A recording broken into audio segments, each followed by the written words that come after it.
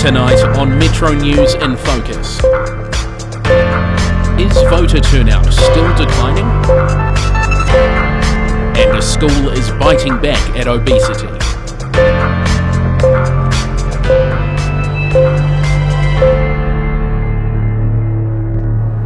Kia ora, good evening and welcome to Metro News in Focus, a current affairs program brought to you by journalism students at the New Zealand Broadcasting School.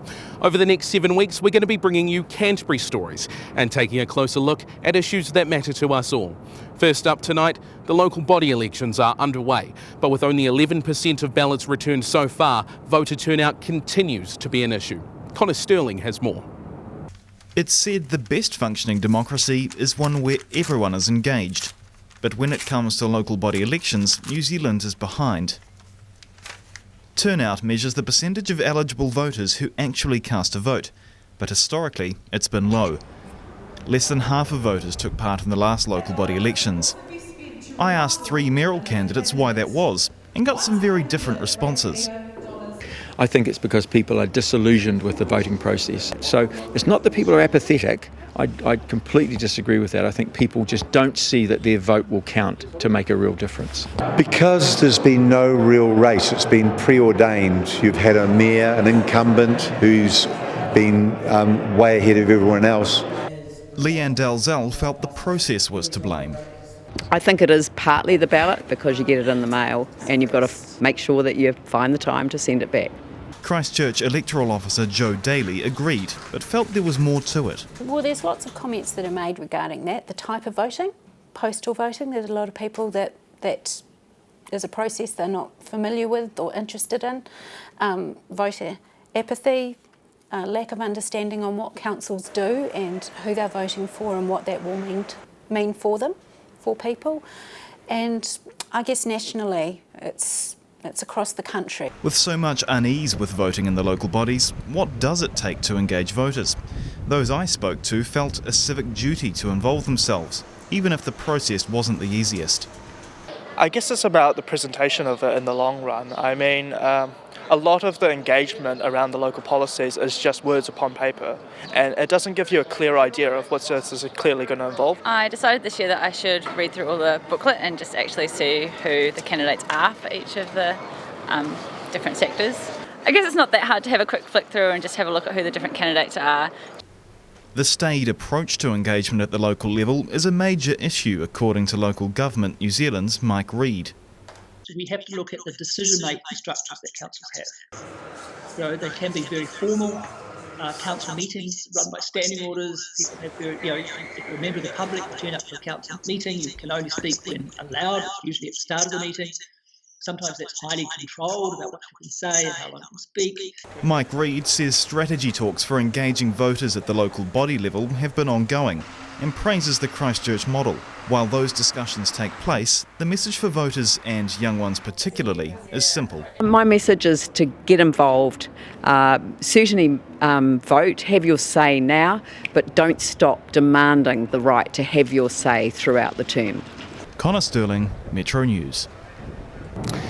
And youth aren't expected to make up much of the 11% of returned ballots. A 2016 study into voter turnout at local elections found increasing disengagement with youth. However, the youth that do show up intend to show out. For many 18 to 24-year-olds, next week's local body election will be the first they've ever voted in, and there are some in Christchurch who aren't willing to let them make that vote uninformed. Meet Wesley and Alex. Wesley is a member of the Pacific Youth Leadership and Transformation Council, or PILOT. Alex is from CYC, the Christchurch Youth Council. They both took up integral roles when their respective organisations decided they wanted to host a mayoral debate for youth last week. I went along to find out just what the event was all about.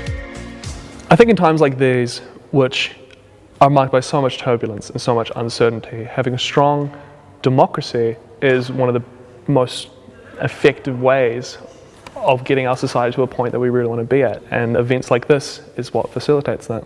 Youth are particularly underrepresented on local council in New Zealand. Under 40s make up just 6% of elected members across the nation. That is down from 7% in the 2013 local body election. But should youthfulness and fresh ideas replace experienced elected members?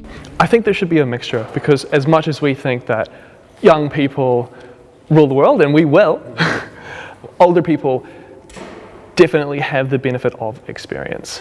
So I think the best thing is equal representation from both sides of the spectrum. So what are the key sort of issues you're wanting youth to be listened to about? There was this document that was made which kind of helped our mayoral debate today, and it is called the Youth Action Plan. And it lists off 7 key priorities that young people want to be heard about. I think in the environment section of the Christchurch Youth Action Plan, there is at least one, if not multiple, issues which are centred around climate change. It's no secret that climate change is becoming a bigger and bigger issue almost daily, with water shortages, fire risk, sea levels and biosecurity issues all due to rise by the end of the century. And that's something everyone agrees on. Well, almost everyone. Mayoral candidate Jim Glass has other ideas. Declaring a climate emergency. I decided that was the stupidest decision that the council had ever made. It's very important not to let some fashionable nonsense and I class climate change in that. I mean, you need to be able to see that this is rubbish. A sentiment backed up by candidate Robin McCarthy later on in the evening during a quickfire round. Still, in the face of such a daunting future, what can youth do? I think the sort of obvious answer is that we actually take some action against it. And Wesley and Alex, along with Pilot and CYC, aren't the only people who think that youth participation is important. Let's check in with a couple of our mayoral candidates. The youth is fundamental to our way forward. I think that young people can make a difference when they get involved. If young people get used to participating at school age, then they become participants for life. So if the youth voice is so important, why not include more of them? That's the argument made by a Waikato University professor to combat Hamilton's 30% of voter turnout last local body election.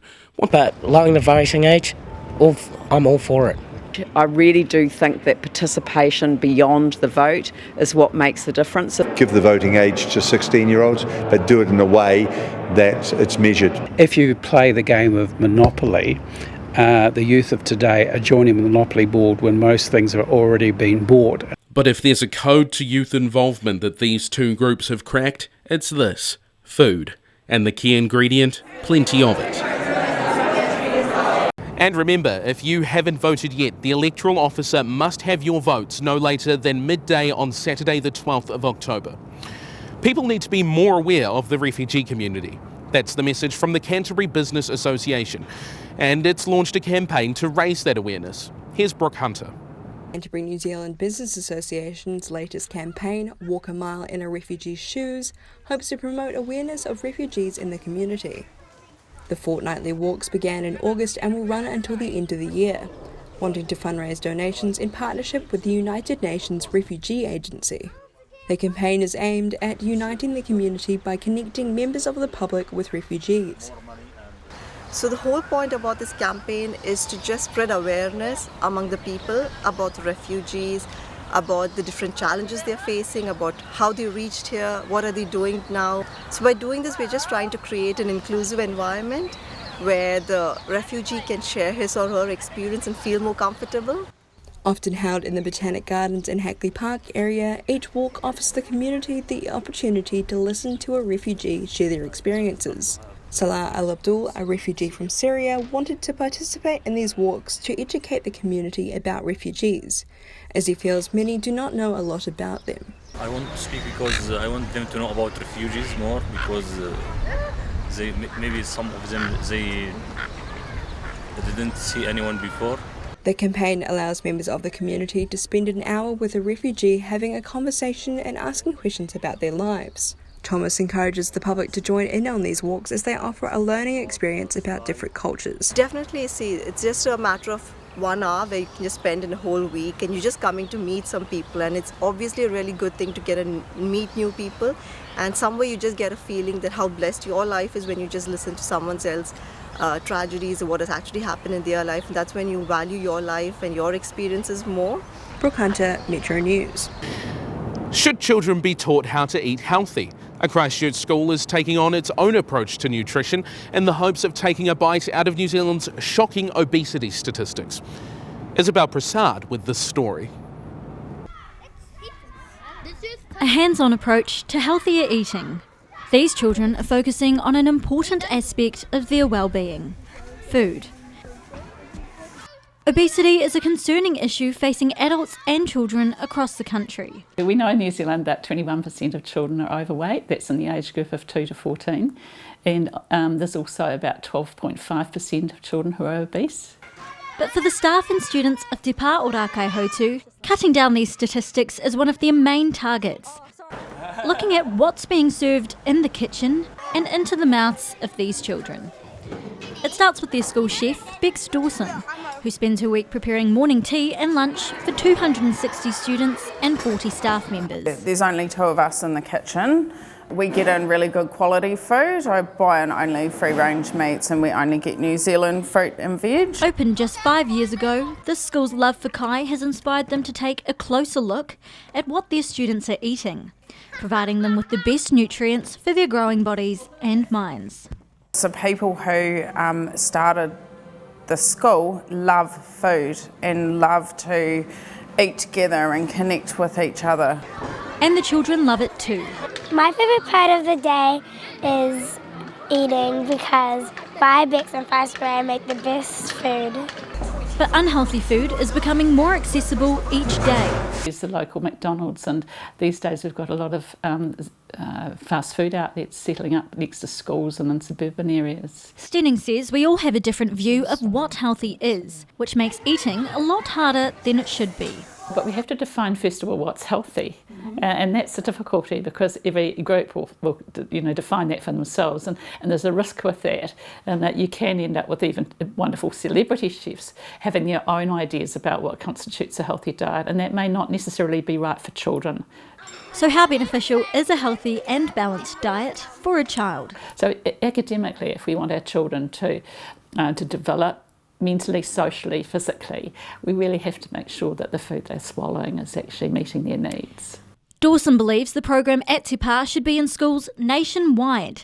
However, there's still no word from the Ministry of Education about this happening. Yes, kai education, yes, to a point. And then, if you can teach people enough about the basics, then they can then go ahead and make their own decision. This is wonderful, but it's groups like that who have stepped in to fill up that gap rather than something that's actually being run by the Ministry of Education.